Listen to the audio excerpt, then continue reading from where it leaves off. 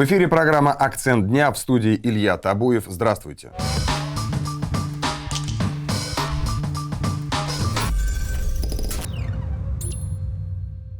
Ежедневно мы обсуждаем самые острые и резонансные темы. Сегодня говорим о направлении основного удара украинской армии.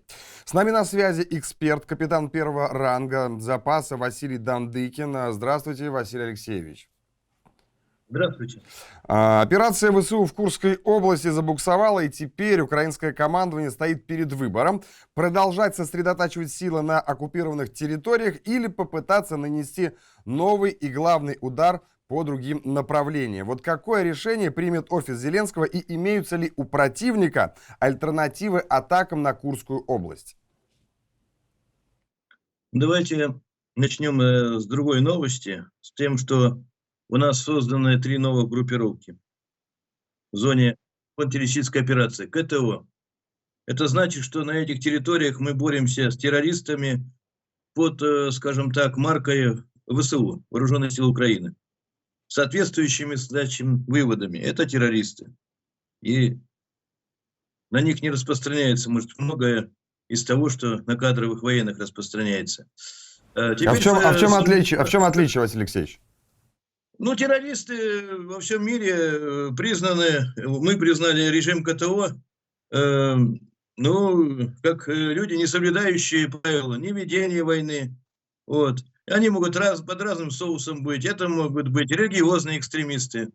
В общем-то, мы это видели все по Северному Кавказу, и уничтожались они плотно, и уничтожаются или отлавливают их до сей поры. Так она будет и с преступниками из тех, кто зашел на территорию Курской области, да не только, кто находится сейчас в боевых действиях на новых территориях Российской Федерации. Так вот, сформировано 3 группировки. Это Белгород, это Курск и это Брянск. Соответственно, это воинские группировки со всеми вытекающими последствиями из этого, которые, я думаю, не только будут отражать нападение врага, я имею в виду Брянскую область, где тоже существует опасность. На Белгородщину там тоже они пытаются прорваться. Но и при необходимости, такая необходимость давно назрела, создавать так называемую санитарную зону и уходить вперед, туда, дальше, потому что этой вылазкой киевский режим нарушил все, что можно нарушить. И о переговорах речи уже не может идти, хотя они где-то собираются опять подвигаться в этом направлении, что-то предлагать, и вот премьера Индии в Киеве будет, и так далее, и так далее. Потому идет такая дьявольская игра под крышей Вашингтона. Так вот, с этой точки зрения произошло то, что должно, на мой взгляд, было произойти достаточно давно, до того, что это случилось. Какая-то надежда, может быть, была, что Сумская область ведь жила спокойно до того времени, Черниговская тоже, вот, после 22 года, когда мы ушли с этих территорий. Теперь, что касательно боевых действий, то враг ввел группировку порядка 12 тысяч человек, более 4 тысяч уничтожено, кто-то попал в плен, трупы сейчас наши бойцы собирают по лесам, идет большая жара, и даже у нас, и там тем более на тех направлениях. Но бои идут, они бросают все новые и новые подразделения, группировки, все это подвергается ударам с воздуха с нашей стороны. И армейской авиации, и, скажем так, тактической авиации Су-25, это и нанесение удара артиллерии, естественно, ракетными войсками. Сегодня ночь не исключение, продолжались обстрелы и по Сумам, и по Миргороду, вот как известно. Это большие потери приносит, в частности, уничтожен штаб известной бригады Магура, порядка 80 человек, много офицеров. Все это сказывается. Здесь еще один момент. Уже мы объявили, впервые обозначено участие американской ЧВК в этих событиях. Это уже совсем другая тема, нежели какие-то одиночные наемники, которые были и раньше, которых вербовали. Это очень серьезно, это по большому счету прямое вмешательство США дело, причем на нашей старой территории, которую они признают. Если Крым они не признают, там и Донбасс, Новороссию, то здесь другая очевидность. Был вызван временный поверенный, соответственно, США, было ему все высказано. Но ситуация такая, что обозначены и поляки, их очень много, причем они мотивированы не только материально, но и идеологически, с точки зрения русофобии и так далее. У них свои счеты, наверное, уж не знаю как, но при всей нашей помощи, то, что мы им оказывали, ну вот так получается. Бои идут, враг уничтожается, разные делаются прогнозы, но, на мой взгляд, несмотря на то, что они там взорвали мосты через речку Сейм и пытаются каким-то образом отвоевать новые Но там части надо сказать, территории. вообще надо сказать, шла такая достаточно активная атака по мостам, они прямо активно били по ним. Когда говорят о мостах, я говорю, что есть мосты разной категории. Есть мосты через Днепр, Херсона, которые они там бомбили не знаю сколько, потратили огромную кучу ракет, и когда мы отходили в силу обстоятельств на левый берег, мы его сами взорвали, чтобы враг не прошел. И есть мосты через Днепр, и есть мосты через речку Сейм, которая является даже не притоком Днепра, а притока Днепра Десны.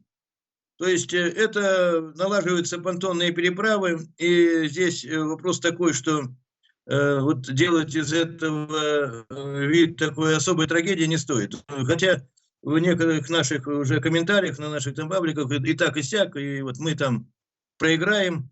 Я думаю, что ситуация к тому идет, что по большому счету враг стал действовать диверсионно-разведными группами, которые отлавливаются по лесам, уничтожаются нашими уже подоспевшими частями, они освоились. Это прежде всего, я думаю, 810-я гвардейская отдельная бригада морской пехоты, которая и пленных берет, и захватывает, затрофеила не одну единицу натовской техники. Это и пятнашка, и спецназ, естественно, который работает, это его работа. Вот. И это получается. Таких потерь на таком участке фронта и на такой площади идут боестолкновения за такое количество времени, больше 4000 человек, это не считая раненых, и у врага не было с начала специальной военной операции. Я думаю, что те планы, которые были у врага и покровителей врага, несмотря на то, что у них там какие-то внутренние сейчас дела, предвыборная кампания, они не сбываются. Консолидация общества не нарушена. Добровольцев вступать в ряды вооруженных сил становится больше во всех местах, включая самые отдаленные, Дальний Восток. Я думаю, что причиной вот еще того, что произошло, это режим КТО в 3 приграничных областях, что очень и очень серьезно. Формирование новых этих группировок. И думаю, что и сил хватит, и оружия тоже. Для врага это растянется фронт. Он, конечно, не прекращал проводить мобилизацию, но уже скоро подойдет к рубежу 18 лет. И, конечно, я думаю, что потрясение будет именно на той стороне. И, значит, ответить, что вот это судьба тех жителей, которые все-таки там остались на этой территории. И здесь враг ведет себя, в традициях гитлеровцев, если можно говорить о традициях, времен Великой Отечественной войны. То есть здесь они и ролики снимать могут, как хорошо жителям живется в свободной Украине. И уже есть факты гибели наших граждан. То есть все это уже есть записанные на гаджеты у пленных. То, что они творили там, занимаясь грабежом, насилием, мародерством. То есть это то, что мы видели. Уже наши предки видели, наши прадеды. Вот такая тема. Это окончательно, у них диверсия или поход, как они называют, срывает маску и лицемерие того, что они яркие представители западного мира, они туда стремятся. И в этом убеждается весь наш народ. С кем мы имеем? Мы имеем дело с неонацистами. Полностью согласен. А что касается роликов, не от большого ума эти ребята еще догадываются их выкладывать в социальные сети. Напьются, наколятся, накурятся, ну вот, ну и да. И получается, что получается. Такой вопрос. Вот у нас 3 группировки войск сформировано под названиями Курск, Белгород и Брянск. И вот в связи с этим, вот на каком направлении мы можем ждать атаку? Но все-таки мы со всех сторон там уже усилены. И будет ли атака, если да, то в каком направлении? Дело в том, что враг попытается зайти еще со стороны Теткина. Там идет бои, он так или иначе маневрирует по возможности, потому что все все-таки находится под присмотром. Так или иначе, а вот со временем его преимущество в беспилотниках сходит. Мы выравниваем позиции. И в дронах, а не только вот здесь.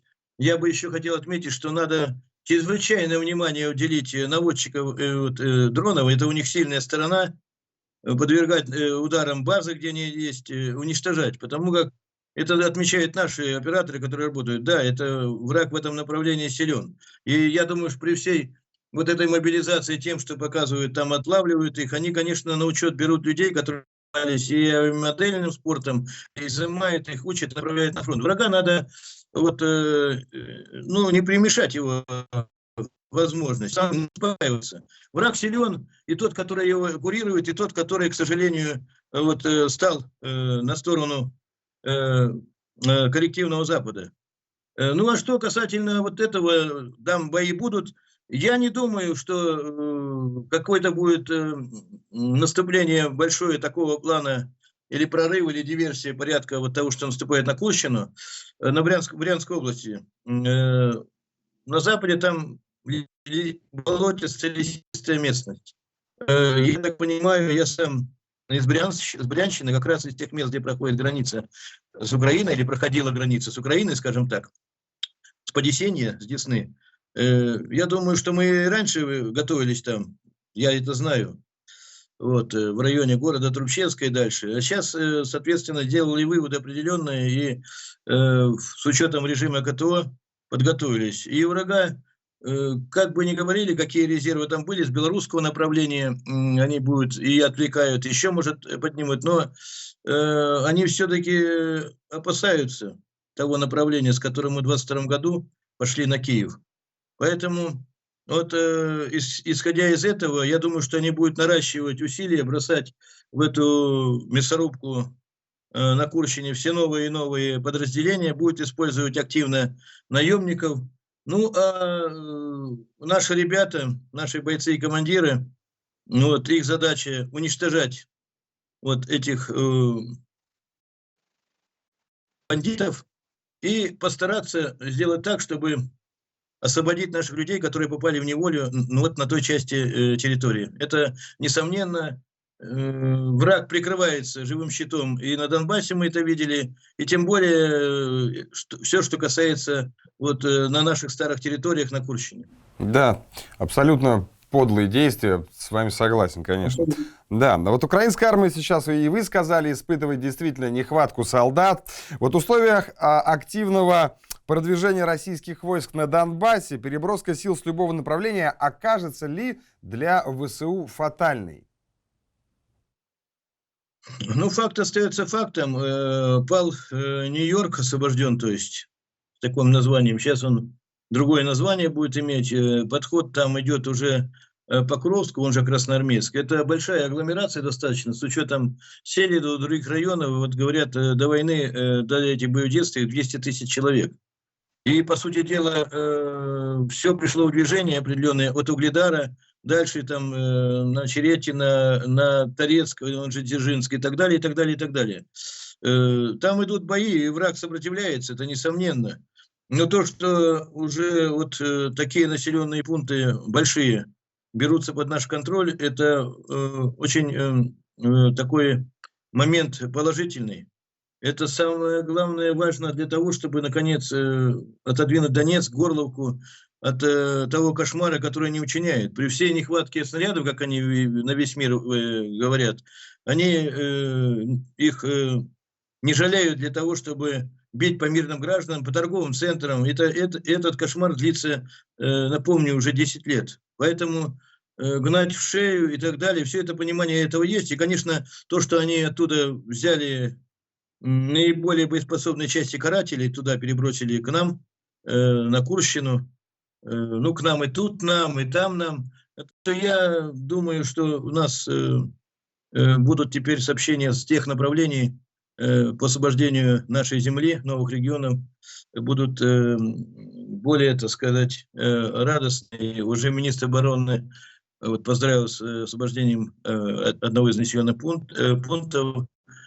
больших. И я думаю, что так или иначе это скажется и на положении тех, кто сейчас из ВСУ, из карателей воюет на Курщине. Так или иначе им нужно будет думать, что делать и как, что предпринимать, и куда, где латать очередную дыру в обороне. Ну а пока, видите, это беспилотники, это налеты, это вот попытка ударить даже поближе туда, уже по Подмосковью, как сегодня, было все сбито. Враг признает, что наша противовоздушная оборона во всех ракурсах от малого действия до дальнего одна из самых сильнейших в мире. Это доказано. Чего стоило сбитие 12 атомаксов при полете на Крымский мост. У них маниакальная идея, кстати, с мостами. Вот, забывая о том, что у них тоже есть мосты. И не есть факт, что в какой-то степени их не станет. Я думаю, что об этом они почему-то не думают. Ну, надо думать постоянно. Так что вот такие дела. Спасибо вам, Василий Алексеевич. С нами на связи был военный эксперт, капитан первого ранга запаса Василий Дандыкин. Это была программа «Акцент дня». Смотрите нас ежедневно на канале «Справедливая Россия». До свидания.